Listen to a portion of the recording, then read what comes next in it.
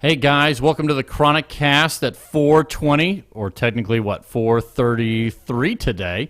Anyways, we go live every day at 4:20 for you guys. Coming to you live on Facebook, YouTube, Instagram, and Periscope. Today I'm joined with Quinn, who's the normal host of the show, but we're switching things up a little bit, keeping things a little bit straight. I'm going to be the one not smoking today. Quinn's going to be the one smoking, and we're going to be talking about brand. Who are we talking about today, Quinn? Today we are going to go down the rabbit hole with Landrace. Landrace is the name of the company. Landrace is the name of the company. They dropped off some samples last week. We've got some pre-rolls. Today we're just going to try some pre-rolls, but I brought the oil to show everybody because it just looks so pretty. Yeah, actually. So we'll try the oil on a different episode here. It looks kind of very like a light CO2. It is a CO2. Yeah, I mean, it has that classic. So, guys, this will be on another episode probably later this week. Yeah. And so be on the lookout for that. But today we're just going to knock out a couple pre-rolls so that it can be, so we know exactly kind of what the high is and all that stuff. No mixing of the palettes, as we might say. No mixing of the palettes. But I am excited to try these pre-rolls because today we have Royal Kush. I mean, Royal Kush is pretty standard, right? Yes. And here's a strain I didn't know about. I'm really excited. Guys, if you think that we have 350 strains and you don't know how we do that, it's definitely because here comes another one. Yeah.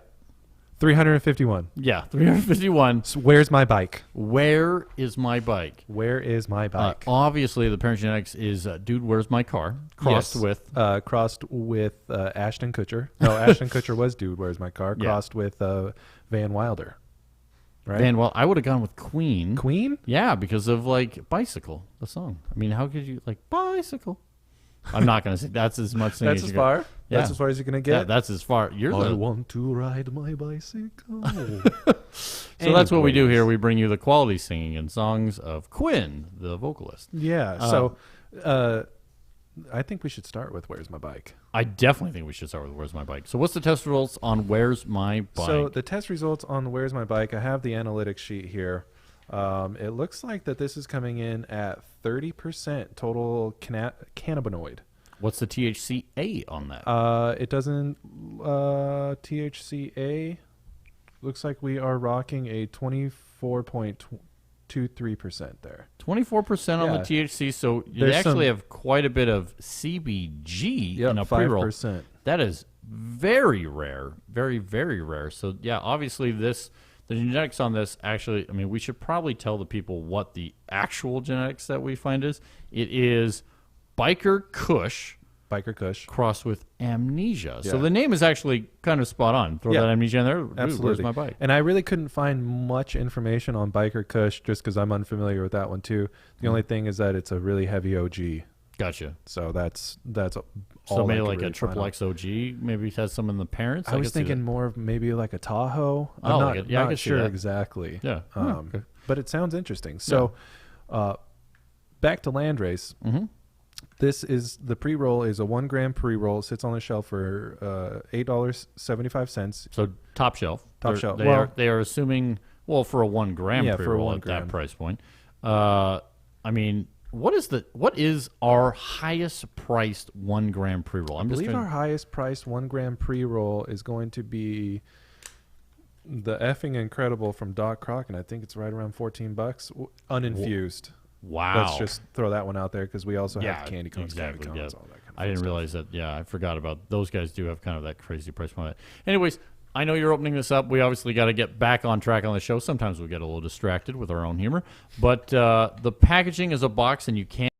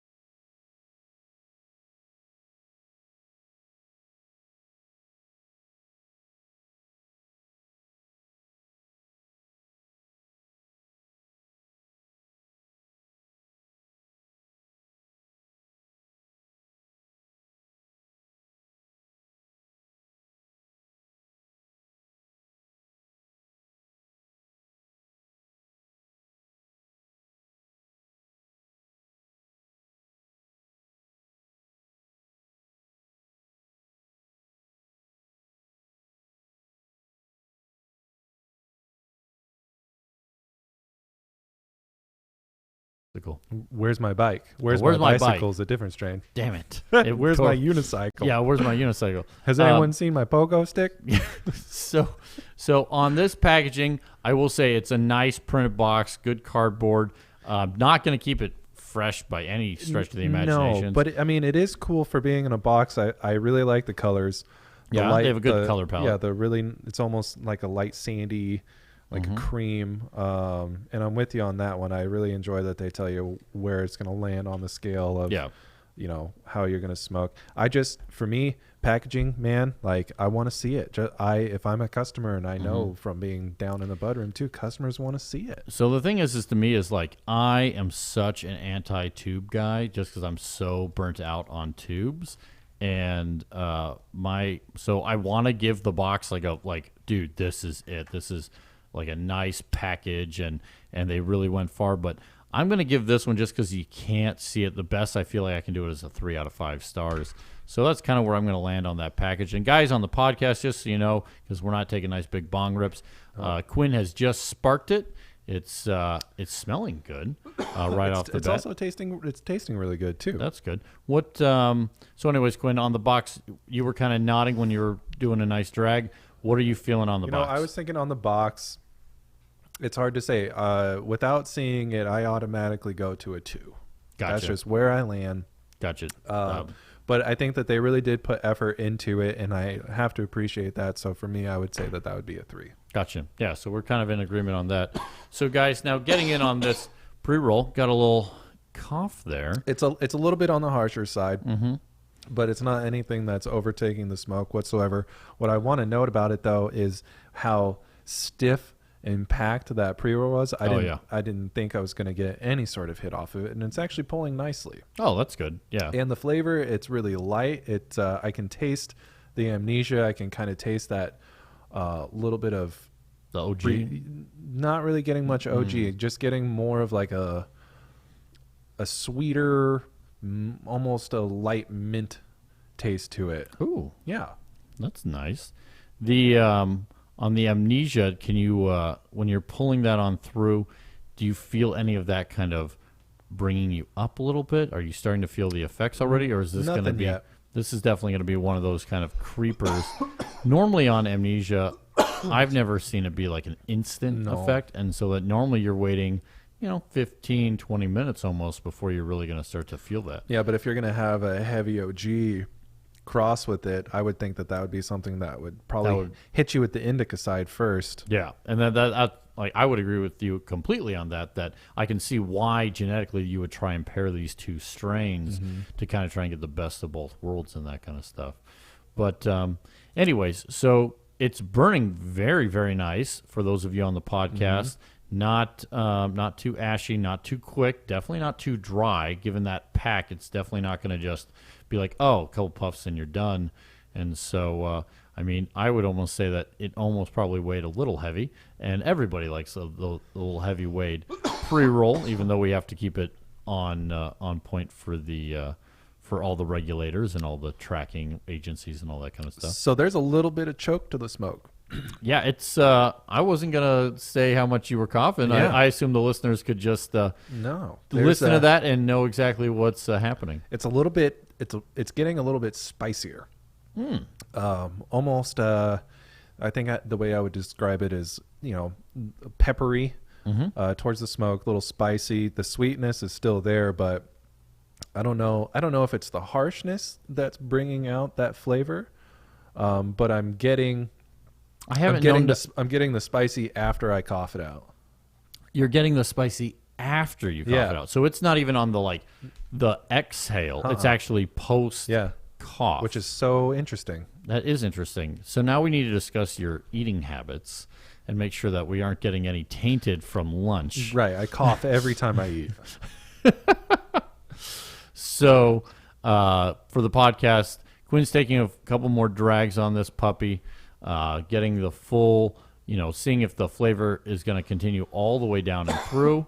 It definitely appears to be getting harsher significantly, which is never a real positive when you're talking about what I consider a top shelf price point for a pre-roll. No, I would like to have been a little bit more smooth. And I think that's something to be noted. Like you said, $8.75 for the full gram of this pre-roll. I think one thing to note, if we're talking about it specifically for Danks on our shelf, we have a lot of quality right around that price point. I mean, we have Artisan. Oh, yeah. We have some Green Acre Farms. Yeah, and Green Acre Farm. I mean, the one thing is this total cannabinoids test out at 30%, but there's a lot of Green Acre Farms that are THC 30%, which is, the one thing I was wondering is do you feel any effects kind of coming through from that CBG? Nothing from the CBG, but the amnesia is definitely kind of creeping in there. I'm starting to feel a little bit loose in the head, a little bit more relaxed. I'm not feeling much of what the CBG would bring in as far as like, if my back's being sore or my shoulders are feeling sore. Nothing's really kicked in there. I do think that it would be, since it's only 5%, be something you'd have to smoke probably the whole joint. Yeah, definitely. To get that full effect. But for me personally, I wouldn't see myself smoking this in a whole one sit-down run. Oh, no? I think that there would be something like I've done where I've just pull it a couple times and maybe take a break from it. And you don't actually want to forget where your bike is? Well, man, the last time I rode a bike was probably in 7th grade. Nice. Yep. What kind of bike did you have? It was a Huffy. Ooh. Yeah. You were one of the cool kids. Well, I wouldn't go that far. I had a Huffy. I was the kid that was building bike jumps and like convincing my friends to lay under the the shoddy bike jumps that you make. No, this is totally safe. Yeah. I'm gonna clear you, man. I borrowed my dad's camera. We'll get it on film. Yeah, exactly. Yeah. Wait a second. Your dad had a camera back My then? dad had a camera back then. Was that like little like mini DV or were they like full cassette? Like, It was the mini cassettes that you would then, to watch it, you'd have to put it in the full cassette. Yep. Totally. And then it was so cool because your friends would come over. You're like, no, we can watch this video. Yep. And then you'd like click play and it'd be all like, and then like kind of, then it would get absolutely, kind of spin. Absolutely. Nice. And then you'd obviously take it back out and accidentally re-record over it. That always happened to everybody, and that's where all that footage went away. Okay, guys. So getting back on topic, so you're now feeling the effects on flavor. What would you give it for ratings? I mean, there's definitely a different flavor palette on this At the beginning, I would have given that a 5, just right off the bat. It tasted so good. It was, and like I said, it was really sweet. The flavor matched the smell, definitely. I think of what even you were getting, because it just didn't smell like smoke. There was definitely some flavor to the smoke. Yeah, there was a great fragrance that came off it at the beginning. The pepper and the kind of the spiciness at the end will bring that down for me, just because I don't like to smoke like that. That's not something that I prefer. And you can tell it's kind of made my voice a little bit harsh. Oh, definitely. Or hoarse. It's a podcast. You do have to talk into the microphone. I know. So for me, I would say that this is probably a price point. I wouldn't necessarily be all that excited that I paid $8.75 for that. Yeah. So on the flavor, I would say I'm probably going to give it a 3, because it's not bad at all. It's just not something that I prefer. But you will admit that it was even that you put it down. We don't even know how the flavor is going to deteriorate through the rest of the joint. Right. You did take several very good pulls off of it. It got harsher almost with each pull, and so still towards the beginning of the pre-roll as well. Exactly.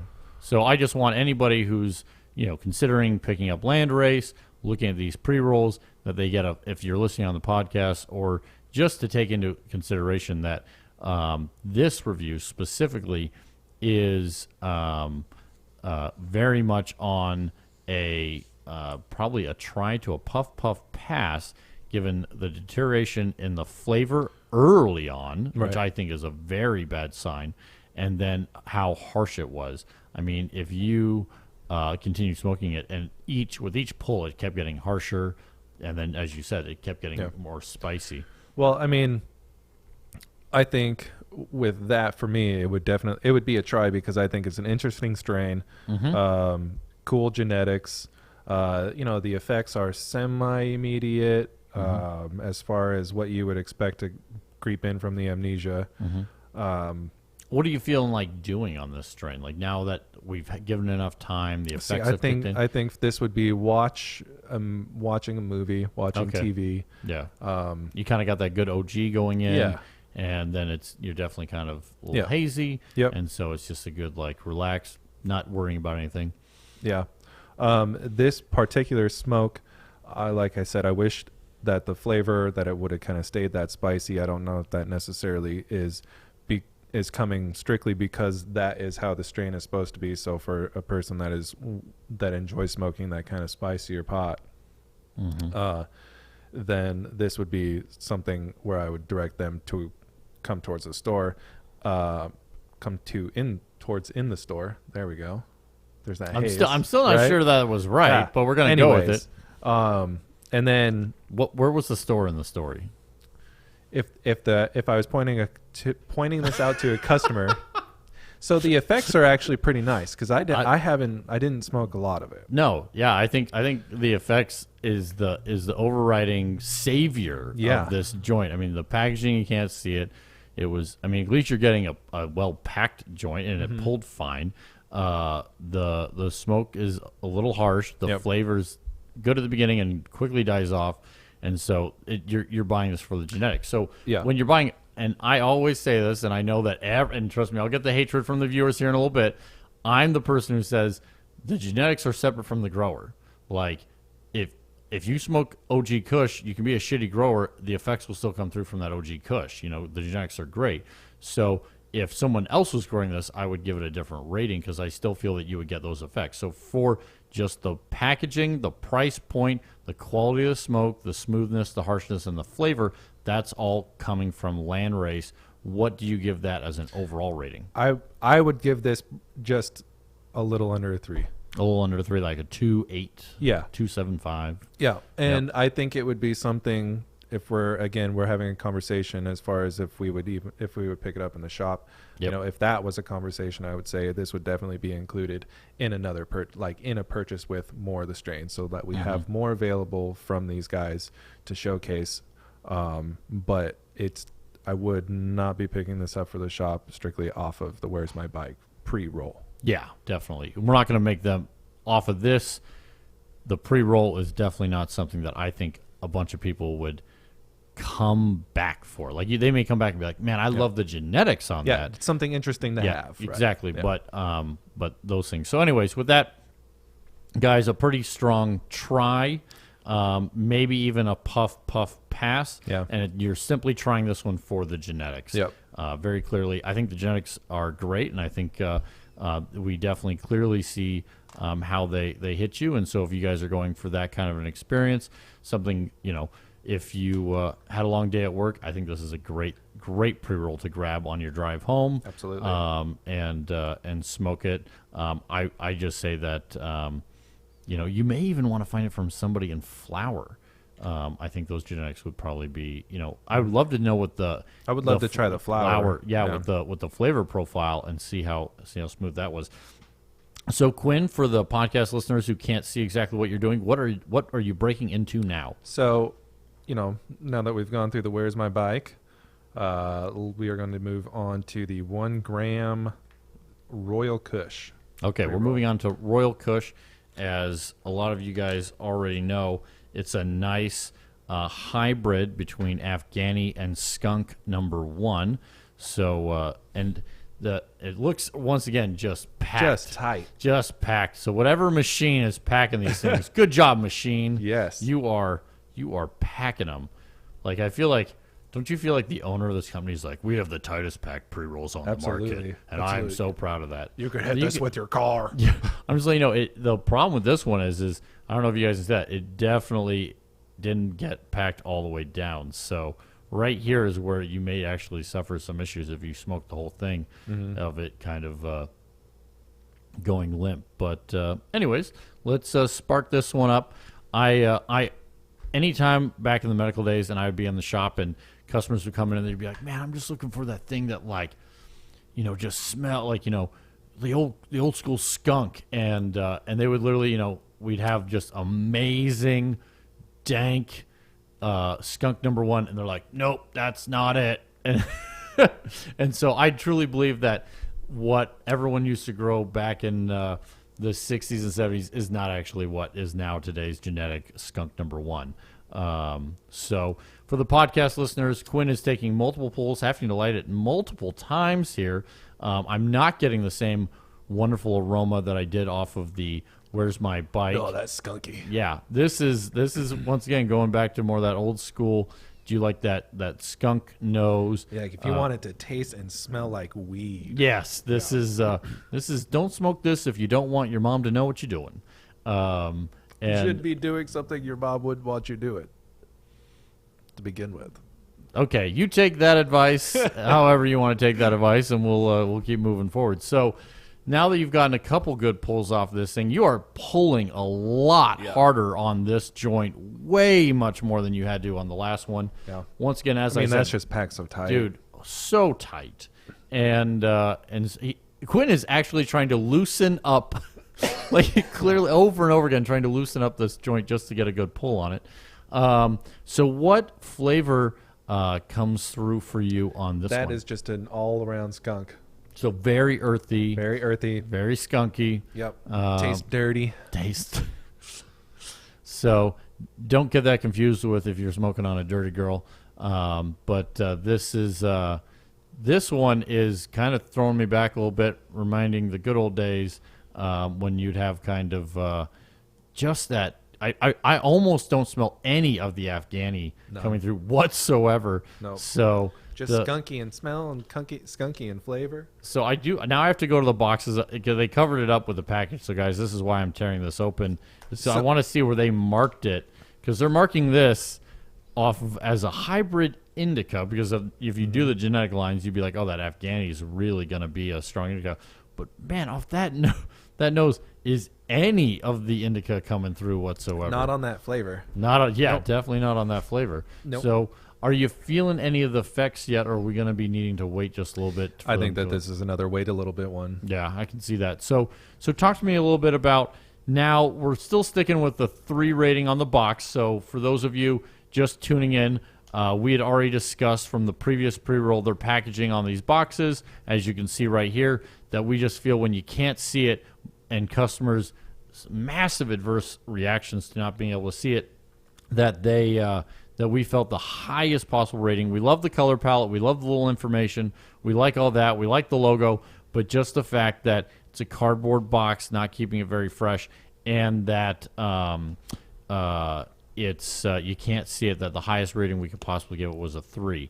So for the podcast, Quinn is now taking swigs of water as he's smoking this thing so that he can actually talk on this show.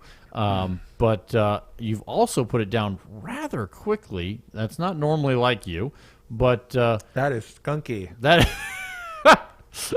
Okay, guys, play the drinking game. How many times we use the word skunky in the next 4 minutes? But so the flavor, it doesn't have the spiciness.